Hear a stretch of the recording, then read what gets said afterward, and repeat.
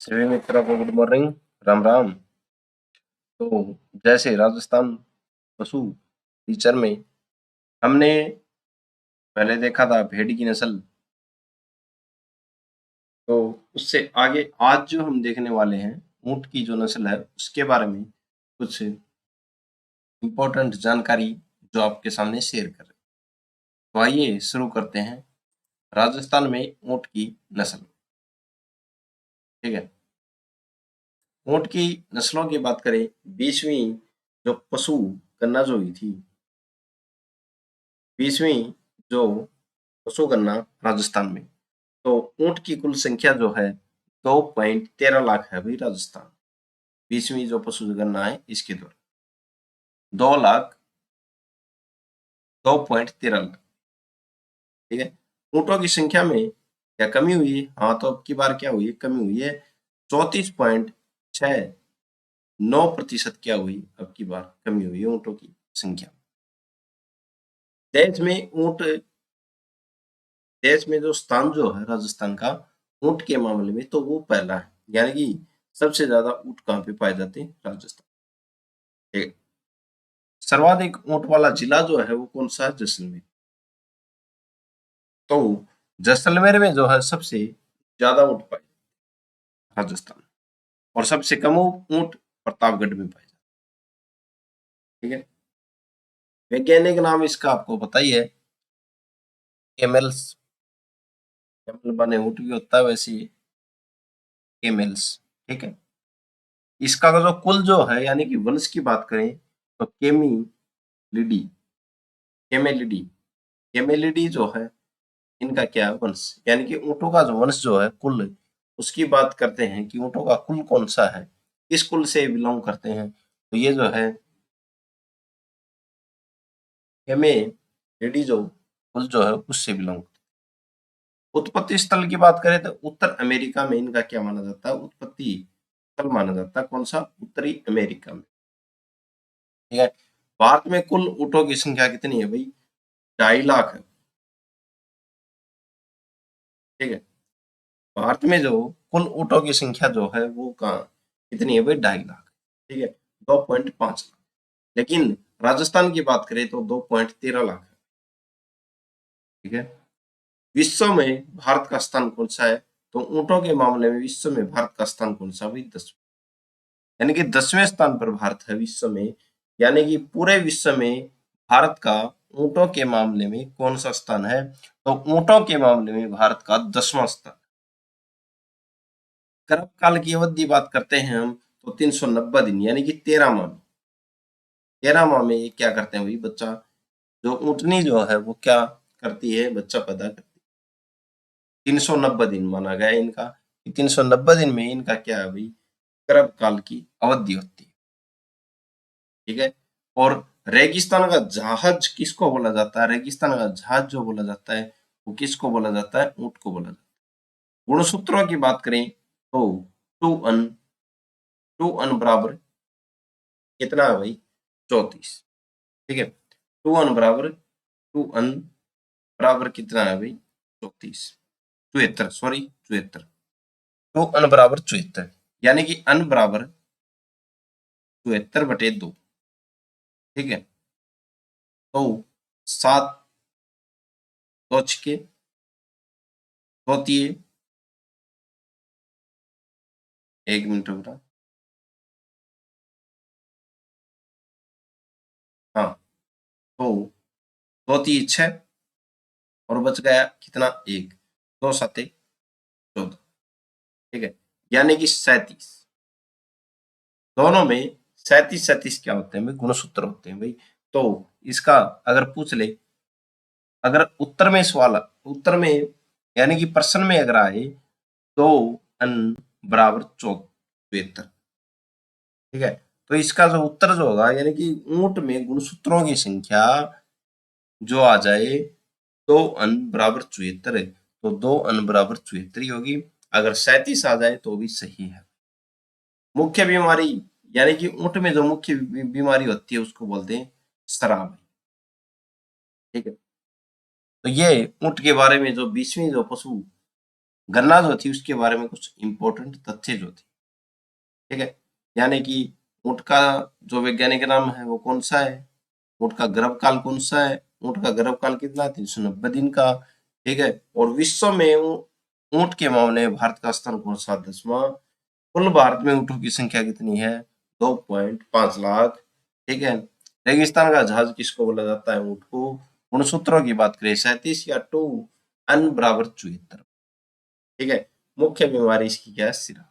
अब नस्लों की बात करते हैं, ऊंटों की नस्लें कौन सी है, तो एक तो है नाचना, ये क्या है, नाचना ऊंट, इसकी नस्ल है भाई कोमट, बीकानेरी, जैसलमेरी और मेवाड़ी, मेवाड़ी नस्ल, यहाँ पे लिखते हैं मेवाड़ी, मेवाड़ी ऊंट। तो ये इनकी महत्वपूर्ण क्या है, राजस्थान में नस्लों के बारे में बात की गई है। आइए आगे चलते हैं, इंपॉर्टेंट तथ्य यानी कि महत्वपूर्ण तथ्य, ऊंट पालक यानी कि जाति राइका, ऊंट जो पालक जाति जो होती है उसको क्या बोला जाता है, वही राइका बोला जाता है, ठीक है, क्या बोला जाता है, राइका, ठीक है। मादा ऊंट की प्रजनन योग्य आयु कितनी होती है, 3 से 4 वर्ष, यानी कि जो मादा जो ऊंट जो होती है उसकी प्रजनन आयु 3 से 4 वर्ष में ये क्या है, मां बनने के लायक हो जाती है। नर ऊंट की प्रजनन आयु कितनी होती है भाई, 5 वर्ष, यानी कि नर जो ऊंट जो है वो 5 वर्ष में क्या, जो शुक्राणु जो है उसजन करने वाला बन जाता है, यानी कि बच्चा जो बच्चा जो उसमें सहयोग करने वाला बन जाता है, ठीक है। ऊंट के पेट में कितने भाग पाए जाते हैं, तो ऊंट के पेट में 3 भाग पाए जाते हैं, ठीक है। ऊंट के पेट में अनुपस्थित भाग है कौन सा भाई, ओमेजम, ओमेजम जो भाग है वो ऊंट के जो पेट जो है उसमें अनुपस्थित भाग है, ओमेजम, ठीक है। एक ऊंट के लिए स्थान की आवश्यकता तो 75 से 100 वर्ग फुट की होती है भाई, जहाँ पे ऊंट को रखा जाता है। अगर ये पूछ ले कि ऊंट को किस स्थान के दायरे में रखा जाता है, यानी कि कितनी जगह होनी चाहिए, तो 75 से लेके 100 वर्ग फुट की जगह होनी चाहिए, ठीक है। ऊंट को कितना प्रतिशत शुष्क पदार्थ चारे की दैनिक आवश्यकता होती है, तो 1.5 से लेके 2.2% तक आवश्यकता होती है शुष्क पदार्थ चारे की दैनिक आवश्यकता। ऊंट को प्रतिदिन कितना नमक देना चाहिए, तो ऊंट को 30 से 50 ग्राम नमक देना चाहिए। ऊंट एक बार में कितना पानी पी जाता, तो 135 लीटर पानी पी जाता। अभी 135 लीटर कितना होता है, 135 लीटर बहुत होता है, 135 लीटर पानी ऊंट एक बार में पी जाता है, ये प्रश्न बन सकता है। आइए आगे जो महत्वपूर्ण तथ्य है उनके बारे में,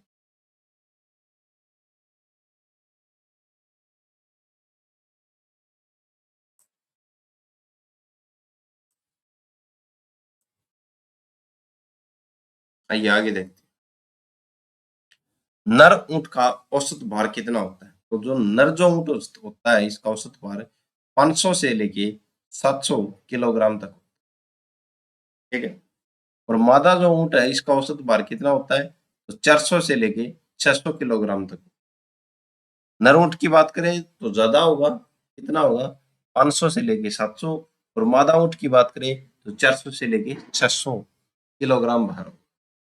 2 कुबड़ वाले ऊंट पाए जाते हैं, तो 2 कुबड़ वाले ऊंट यानी कि एक कुबड़, कुबड़ किसको बोला जाता है, एक कुबड़ तो ये, और इसी के ऊपर यानी कि यहाँ पे अगर एक कुबड़ और हो तो ये कितने हो गए, 2 कुबड़ हो गए। तो 2 कुबड़ वाले ऊंट कहाँ पाए जाते हैं, ये लद्दाख में पाए जाते हैं, ठीक है। राष्ट्रीय ऊंट प्रजनन केंद्र कहाँ पे, ये प्रश्न बन सकता है भाई, कि राष्ट्रीय ऊंट प्रजनन केंद्र जौहरबीड़ बीकानेर में है, ठीक है। ऊँटनी के दूध में विटामिन सबसे ज्यादा कौन सा विटामिन पाया जाता है, विटामिन सी। तो ये पूछ लेंगे ऊँटनी के दूध में कौन सा विटामिन पाया जाता है सबसे ज्यादा, तो विटामिन सी, ठीक है। ऊँटों में प्रजनन काल किस माह में रहता है, तो ऊँटों में जो प्रजनन काल जो है नवंबर से मार्च माह तक रहता है। यानी कि कितने माह? नवंबर, दिसंबर, ठीक है, जनवरी, फरवरी और मार्च, ठीक है। तो ऊँटों में प्रजनन काल किस माह में रहता है? तो नवंबर से लेके मार्च तक रहता है, ठीक है। मधुमेह बीमारी के मरीज को किसका दूध पीने की सलाह दी जाती है? तो ऊँटनी के दूध पीने की सलाह दी जाती है। वो मधुमेह यानी कि शुगर की का जो बीमार मरीज है उसको किस दूध के लिए बोला जाता है? तो ऊँटनी के दूध के लिए बोला जाता है कि ये दूध पियो, ठीक है। ऊँट को प्रतिदिन कितने पानी की आवश्यकता होती है? तो ऊँट को लगभग प्रतिदिन कितनी होती है भाई? 18 से लेके 36 लीटर पानी पीने की क्या होती है? आवश्यकता प्रतिदिन। ऊँट को प्रतिदिन कितनी पानी की आवश्यकता होती है? तो 18 से लेके 36 लीटर पानी की, ठीक है। अच्छा, आगे देखते हैं। ऊँट के पानी पीने के बाद आरबीसी यानी कि लाल रक्त कणिकाओं का आकार कितना बढ़ जाता है?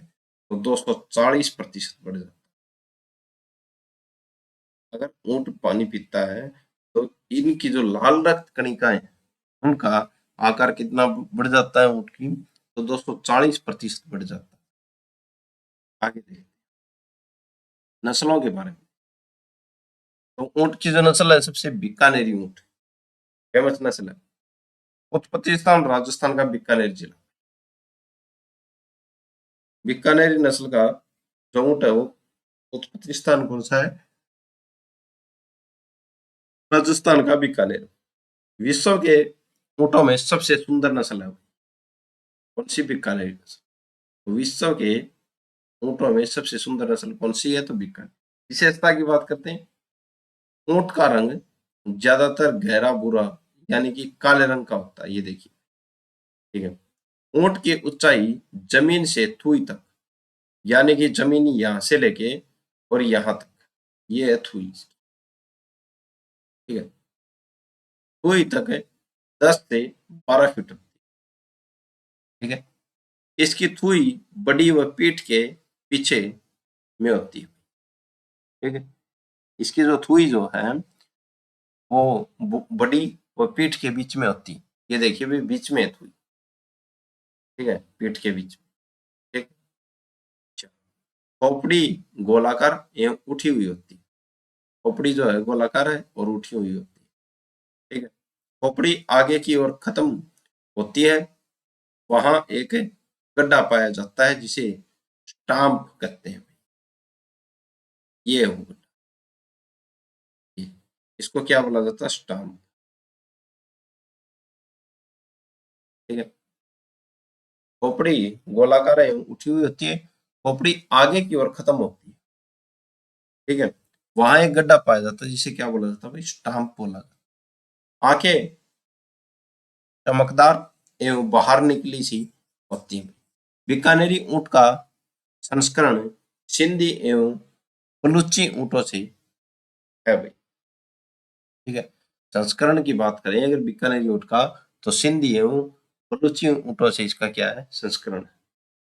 उपयोगिता, उपयोगिता क्या है भाई इस ऊंट की? तो सवारी व बाहर वाहक नस्ल है भाई, ये कौन सी? बीकानेरी, ठीक है। तो ये बीकानेरी नस्ल के बारे में महत्वपूर्ण तथ्य। अगली जो नस्ल है उसके बारे में हम बात करें, जैसलमेरी ऊंट। मूल स्थान कौन सा है इसका? जैसलमेर। सवारी के लिए सबसे अच्छी नस्ल है भाई कौन सी? जैसलमेर, ठीक है। सेना व पुलिस में कार्यों के लिए उपयुक्त है भाई, यानी कि सेना में भी इसको काम में लिया जाता है और पुलिस के लिए भी इसको काम में लिया जाता है। कौन सी? जैसलमेरी ऊंट। सर्कस व दौड़ के लिए सबसे उपयुक्त नस्ल कौन सी है भाई? दौड़ के लिए भी सबसे उपयुक्त नस्ल कौन सी है? जैसलमेरी। जैसलमेरी ऊंट मतवाली चाल के लिए भी प्रसिद्ध है, ठीक है। तो मतवाली, ये प्रश्न आ जाए मतवाली चाल के लिए कौन सा ऊंट प्रसिद्ध है? तो जैसलमेरी। विशेषता की बात करते हैं। जैसलमेरी नस्ल के ऊंट का रंग हल्का भूरा होता है, इसकी ऊंचाई जो है 7 से 9 फीट तक होती है। उसकी कहाँ तक थी 10 से 12, लेकिन इसकी जो ऊंचाई है जैसलमेरी नस्ल की वो कौन सी है, वो 7 से 9 फीट तक की होती है। ऊंट का शरीर छोटा व पतला होता है, आंखें चमकदार व सिर के अनुपात में बड़ी होती है। ठीक है, यह बात थी जैसलमेरी ऊंट। आगे करते हैं भी हम अगली जो नस्ल है उसके बारे में।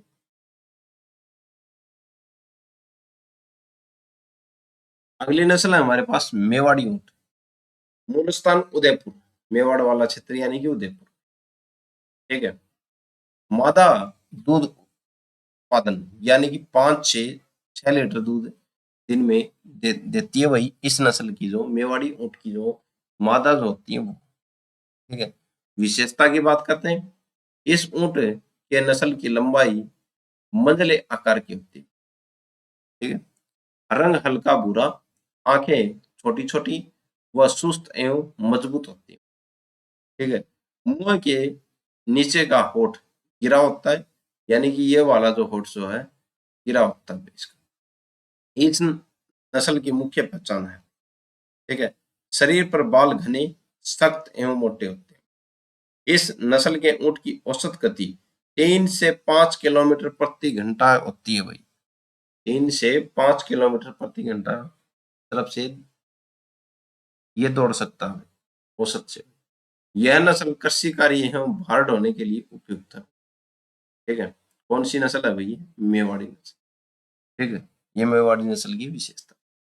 आगे बात करते हैं अगली नस्ल जो बची है वो नाचना ऊंट। नाचना ऊंट सर्वाधिक जैसलमेर में पाए जाते हैं भाई।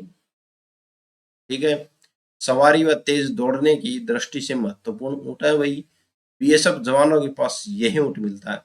यह प्रश्न बन सकता है भाई, अगर बीएसएफ जवानों के पास कौन सा ऊंट मिलता है तो कौन सा ऊंट है भाई, नाचना। और नाचना ऊंट कहाँ पे मिलता है भाई, जैसलमेर में। फिर है गोमट ऊंट। गोमट ऊंटों की बात करें तो 12 के रूप में प्रसिद्ध है। ठीक है, गोमट ऊंट सर्वाधिक फलोदी जोधपुर में पाया जाता है। अन्य नस्लों में बात करें तो ऊंटों की अन्य नस्ल जो है अलवरी, बाड़मेरी, कच्छी ऊंट और सिंधी ऊंट। ठीक है, तो ये ऊंटों के बारे में जो हमारे पास जो इम्पोर्टेंट जो बातें जो थी वो आपके सामने शेयर की। अगली नस्ल की बात करते हैं हम, आगे बात करते हैं घोड़े की नस्लों के बारे में। आइए शुरू करते हैं घोड़े।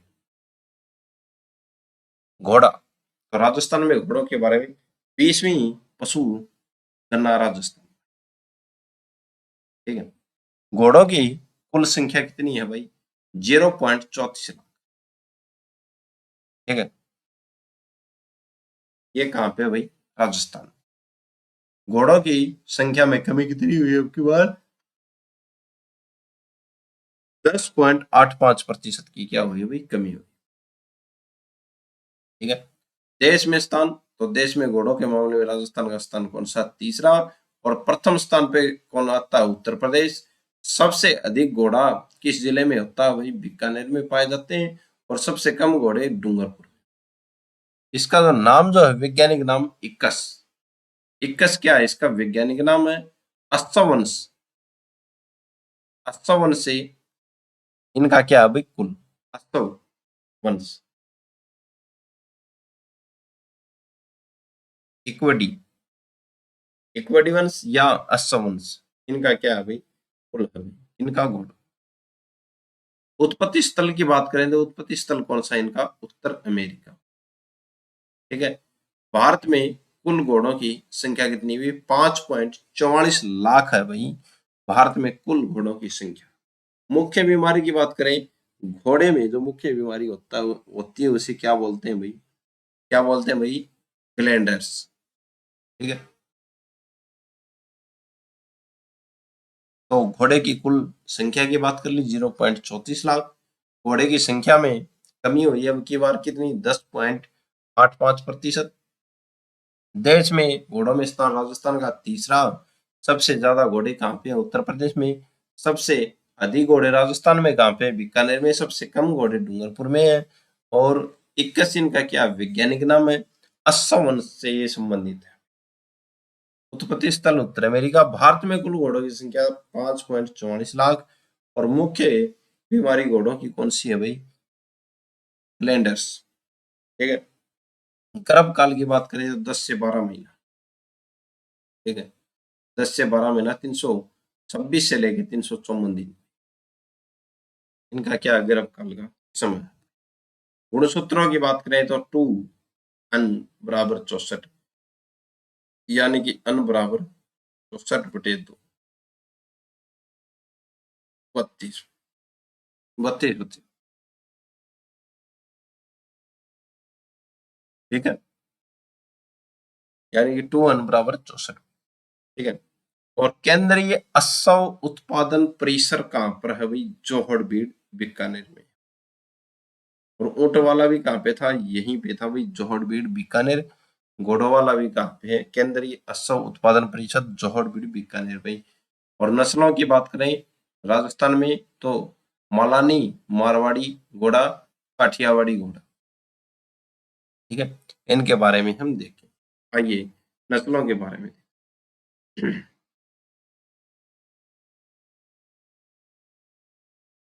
मलानी घोड़ा, राजस्थान में मलानी घोड़ा सर्वाधिक जोधपुर, बीकानेर तथा बाड़मेर जिले में पाया जाता है।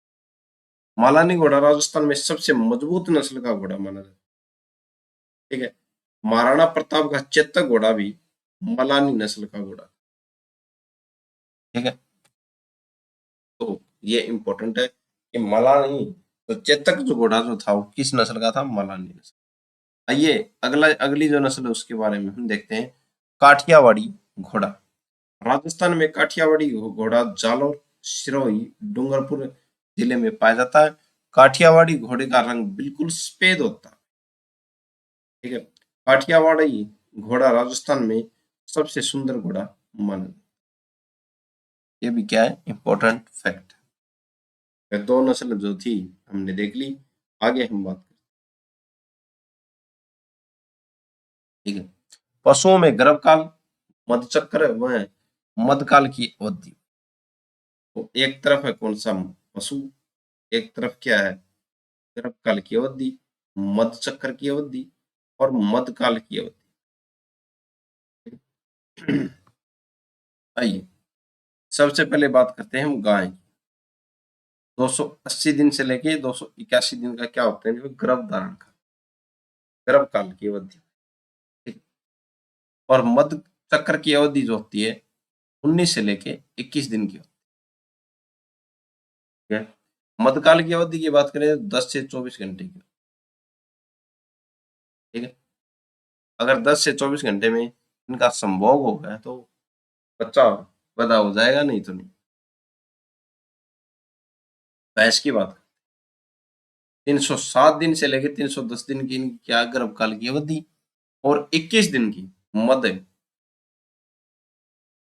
चक्कर की अवधि होती है। फिर 12 से लेकर 36 घंटे की इसकी मध्यकाल की अवधि होती है।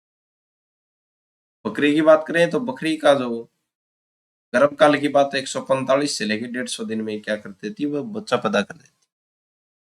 21 दिन की इनकी क्या होती है? मध्य चक्र की अवधि और 24 से लेकर 48 घंटे मध्यकाल की अवधि होती है। फिर भेड़ की बात करें तो 145 से लेकर 152 दिन में क्या कर देती? बच्चा पैदा करती। 14 से 19 दिन की क्या होती है इनकी? मध्य चक्र की अवधि और 24 से 36 घंटे की इनकी क्या होती है भाई? मध्यकाल की। फिर सुअर की बात करें हम तो सुअर 110 दिन में क्या कर देता है भाई? बच्चा पैदा कर।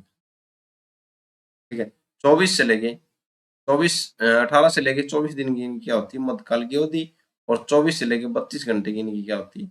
मध्यकाल की अवधि। मध्य चक्र की होती है 18 से लेके 24 दिन। तो ये जो थी, जो पशुओं में जो थी गर्भकाल, मध्य चक्र और मध्यकाल की अवधि के बारे में हमने देखा। आगे देखते हैं।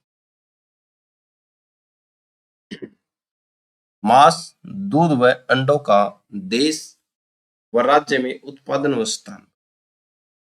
देश में उत्पादन की बात है भाई 2022-23। फिर देश का स्थान राजस्थान में उत्पादन, राजस्थान का स्थान और प्रति व्यक्ति उपलब्धता 2022-23 में देश में। ठीक है, तो सबसे पहले बात करते हैं हम मांस की। ठीक है, देश में उत्पादन 2022-23 में 9.77 मिलियन टन का होता। ठीक है, और विश्व में देश का जो स्थान है वो है 5वां, मांस के मामले में 5वां। ठीक है, राजस्थान में उत्पादन कितना होता है भाई? 213,000 टन मांस का। राजस्थान का स्थान अभी पूरे देश में 13वें नंबर पे राजस्थान है मांस के मामले में, मांस देने के। ठीक है, फिर बात करते हैं प्रति व्यक्ति उपलब्धता। तो 7.1 किलोग्राम वर्ष में, यानी कि प्रति व्यक्ति जो है 7 किलोग्राम एक वर्ष में खा सकता है। ठीक है, आगे बात करते हैं हम दूध की। देश में उत्पादन 2022-23 की बात करते हैं तो 230.858 मिलियन टन की उपलब्धता देश में उत्पादन करता अभी 2022-23 की। और पूरे विश्व में भारत का कौन सा स्थान है? पहला। अब राजस्थान की बात करें तो 33.3 मिलियन मीट्रिक टन दूध उत्पादन करता है राजस्थान, और राजस्थान का देश में स्थान है दूसरा दूध के मामले में। 459 ग्राम प्रतिदिन एक व्यक्ति दूध लेता देश में। ठीक है, 459 ग्राम प्रतिदिन एक व्यक्ति को। अब बात करते हैं अंडों की। अंडों की बात करें तो 138.38 मिलियन भाई। देश का स्थान कौन सा? पूरे विश्व में तीसरा। ठीक है, राजस्थान का जो है दिखाने। ठीक है, राजस्थान का स्थान के बारे में देख रखा है तो स्थान है 14वें अंडों के मामले। और प्रति व्यक्ति उत्पादन देश में उपलब्धता देश में कितनी है भाई? 101 अंडे वर्ष में, यानी कि प्रति व्यक्ति वर्ष में 101 अंडे जो है उसके लिए उपलब्ध है। ठीक है, औसत।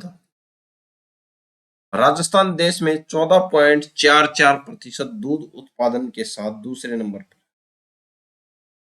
राजस्थान में प्रति व्यक्ति दूध उत्पादन उपलब्धता, राजस्थान की बात है, राजस्थान में प्रति व्यक्ति दूध उत्पादन उपलब्धता 1150 ग्राम प्रतिदिन है भाई।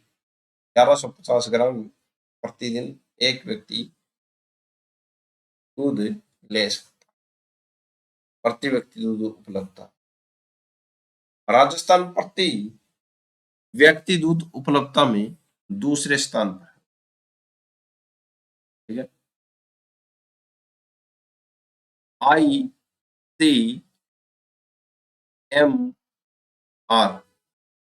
की सिफारिश के मुताबिक एक व्यक्ति को रोजाना 30 ग्राम मांस मिलना चाहिए। हालांकि भारत में ये उपलब्धता सिर्फ 15 ग्राम की। ICMR के अनुसार देश में एक व्यक्ति को रोजाना 30 ग्राम मांस मिलना चाहिए। हालांकि भारत में यह उपलब्धता 15 ग्राम।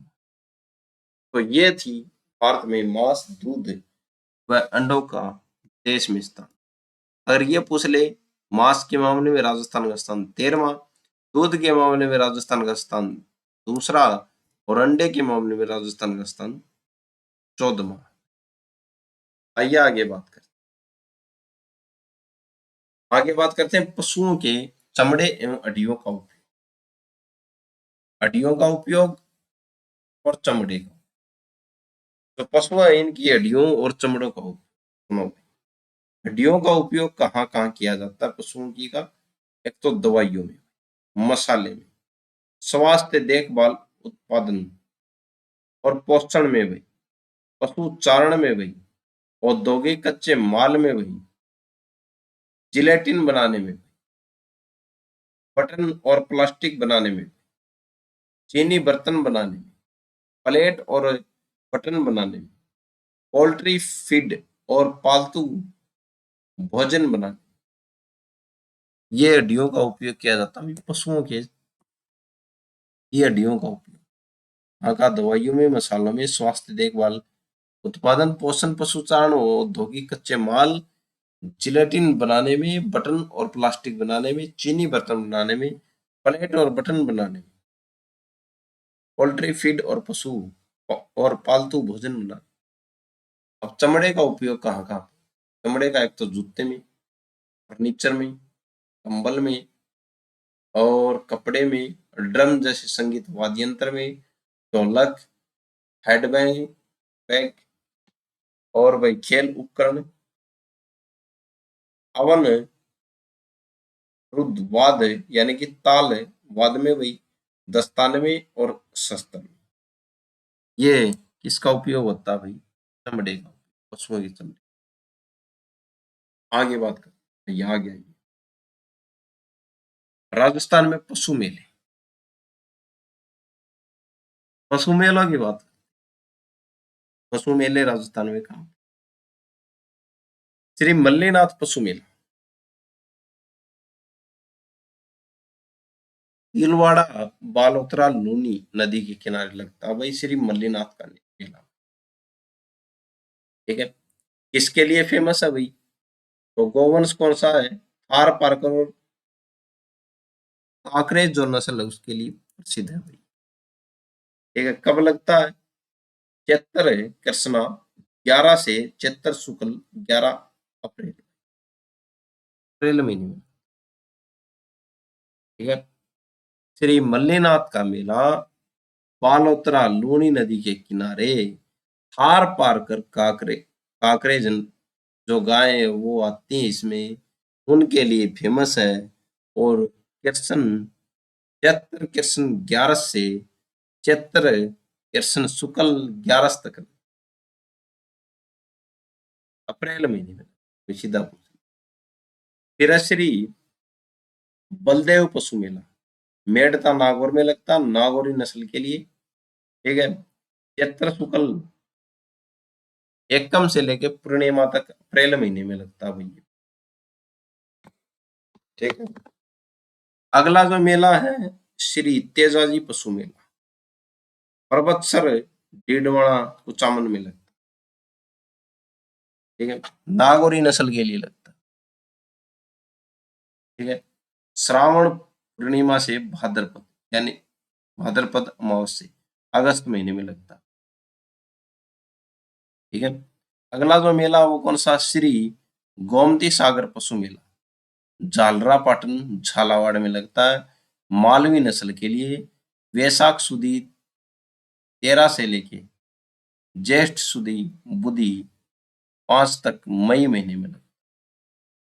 अगला जो महीना है चंद्रभागा पशु मेला, अगला जो मेला है चंद्रभागा पशु मेला, ये झालरा, ये भी झालरा पाटन झालावाड़ में लगता है, मालवी नस्ल के लिए। कार्तिक के शुक्ल 11 से लेके माघ शिरा से कृष्ण पंचमी तक नवंबर में लगता। जसवंत पशु मेला भरतपुर हरियाणवी नस्ल के लिए लगता भाई, अश्वनी शुक्ल पांचम से लेके 14 तक अक्टूबर में लगता। ठीक है, कार्तिक पशु मेला पुष्कर अजमेर में लगता है, गिर जो नस्ल है उसके लिए फेमस है। कार्तिकी शुक्ल अष्टमी से लेके मार्ग शीर्ष द्वादशी तक नवंबर महीने में लगता। फिर शिवरात्रि पशु मेला करौली में लगता है, हरियाणवी नस्ल के लिए। फाल्गुन कृष्ण जो 13 से प्रारंभ मार्च में लगता है। और सेवाड़िया पशु मेला, ठीक है, यह भी मार्च में लगता भाई, जालौर जिले में लगता है, काकरेज नस्ल के लिए लगता, काकरेज नस्ल के लिए। ठीक है, मल्लीनाथ पशु मेला सीधा पूछ ले कहाँ पे है? मल्लीनाथ पशु मेला किस नस्ल के लिए लगता है? थारपारकर और काकरेज। ठीक है, कहाँ पे लगता है? बालोतरा लूनी नदी के किनारे। श्री बलदेव पशु मेला मेड़ता नागौर में, नागौरी नस्ल के लिए। श्री तेजाजी पशु मेला पर्वतसर डिडवाना कुचामन नागौरी नस्ल। श्री गोमती सागर पशु मेला झालरा पाटन झालावाड़ मालवी नस्ल के लिए। चंद्रभागा पशु मेला झालरा पाटन झालावाड़ मालवी नस्ल के लिए। जसवंत पशु मेला भरतपुर हरियाणवी नस्ल के लिए। कार्तिकेय पशु मेला पुष्कर अजमेर गिर नस्ल के लिए। शिवरात्रि पशु मेला करौली हरियाणवी नस्ल के लिए। शेवाड़िया पशु मेला जालौर काकरेजी नस्ल। तो ये थे राजस्थान में पशु मेले में। अब लास्ट जो पॉइंट है उसके बारे में बात करते हैं। प्रजनन केंद्र व फार्म जगह का नाम। केंद्रीय भेड़ प्रजनन केंद्र अविकानगर टोंक में है। भेड़ भी टोंक में और बकरी भी टोंक में। अविकानगर टोंक दोनों की तो। बकरी विकास एवं चारा उत्पादन केंद्र रामसर अजमेर।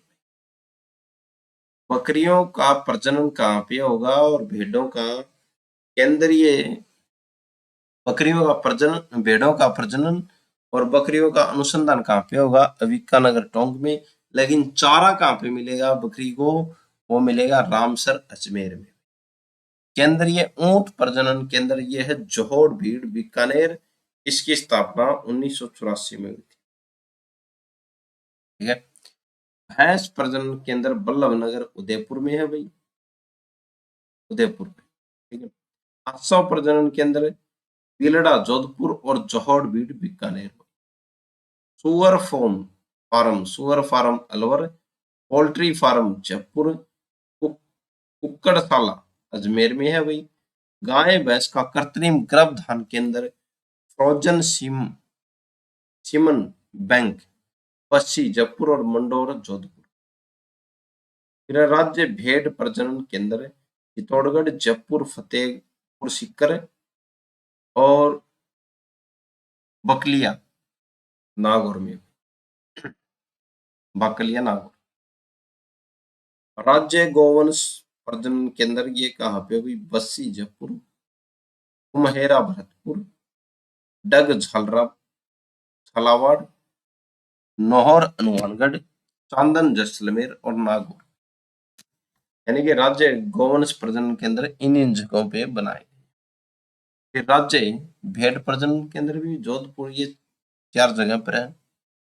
और गाय भैंस का कृत्रिम गर्भधान केंद्र ये भी